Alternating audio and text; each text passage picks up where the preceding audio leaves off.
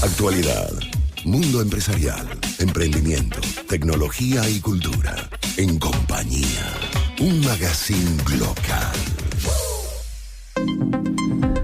13:23 de la tarde regresamos y con Police y Every Breath You Take comenzamos la segunda hora de nuestro programa de hoy. Cuando dices Police, y en este preciso momento no pienso en Sting ni en nada parecido, sino que estoy leyendo, por ejemplo, los primeros párrafos de un artículo que fue publicado en revista Clímax, precisamente por Andrea Pinza, y se me ponen los pelos de punta, sobre todo también si lo sumo a la información que pudimos obtener hace un par de días del estado Carabobo, en donde se hablaba precisamente de que estudiantes y manifestantes en general detenidos habían sido obligados a comer pasta con excrementos antes de entrar a juicio, o antes de ser presentados, mejor dicho.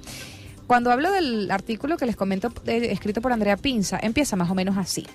Salir a manifestar puede significar no volver. Prefiero que me maten a que me metan preso, expresó un estudiante en la movilización del lunes 1 de mayo de 2017. El temor a los barrotes por parte de los organismos de seguridad del Estado acecha a quienes protestan en contra del gobierno de Nicolás Maduro. Y en muchos casos, los apresados han de arrostrar a la justicia venezolana por crímenes no cometidos. ¿Y qué vale la libertad?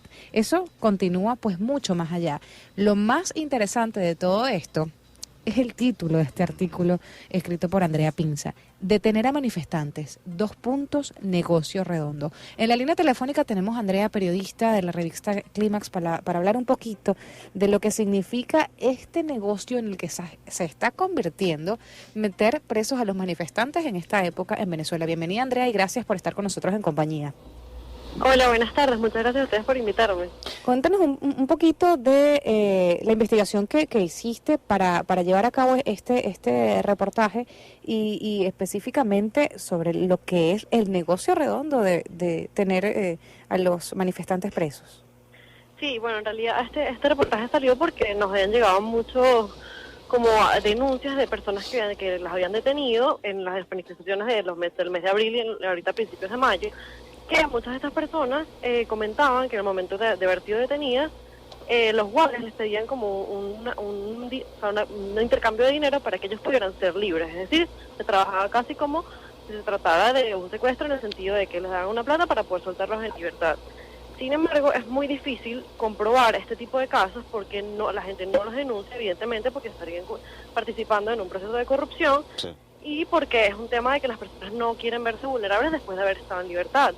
Sin embargo, de todas las personas con las que pude hablar, nada más un caso en particular lograron decirme que sí tuvieron que pagar una cantidad en dólares para poder liberar a un estudiante de la Universidad Metropolitana.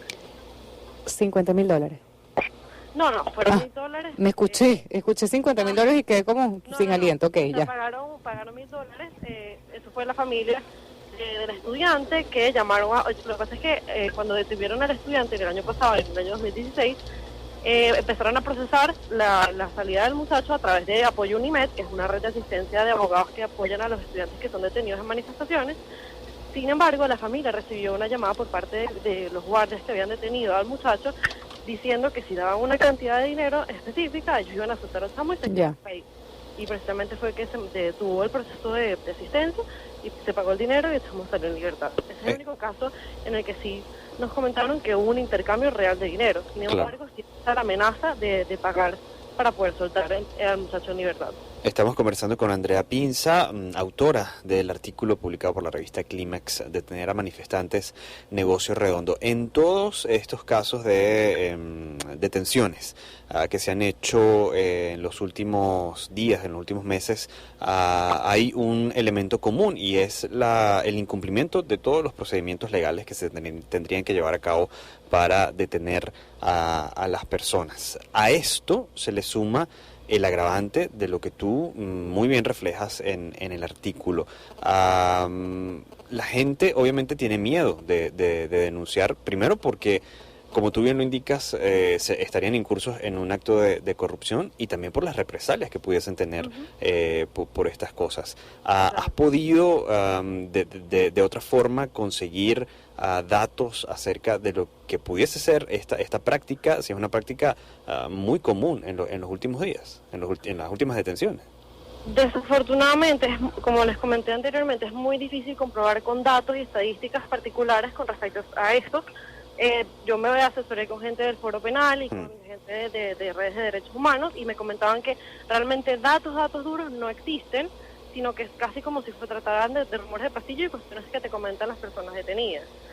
Precisamente por el hecho de que las personas no denuncian estos casos y no se tiene ningún dato concreto. Ahora, Andrea, tú en el artículo pues hablas de muchos de los aspectos que se están desarrollando en estos casos específicamente de los detenidos.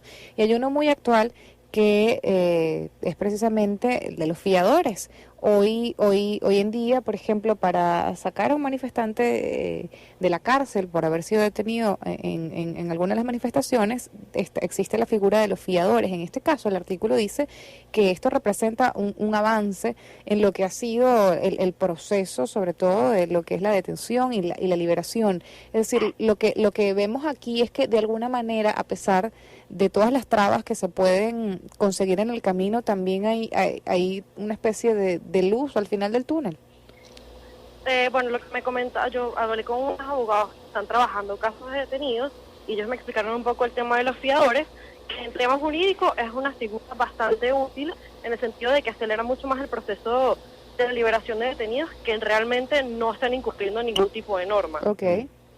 Sin embargo, el problema está en que no se lleva bien el proceso, es decir, el proceso se entorpece mucho precisamente por los guardias que aprenden a las personas detenidas. Entonces el problema está en que hay una especie de contraste entre lo que sucede dentro del Ministerio Público y en lo que hacen las personas, lo que está funcionando dentro de los cuerpos de seguridad. Entonces la figura del fiador como tal se va perdiendo porque no se terminan de hacer los procesos a tiempo, sino que es una manera también de mantener o darle largas al proceso de la liberación de las personas detenidas. Andrea, muchísimas gracias por estos minutos y sobre todo por el artículo, que es bastante alarmante. ¿Alguna red social en la que las personas te puedan seguir y ver tu trabajo? Sí, bueno, mi Twitter es @acpinza.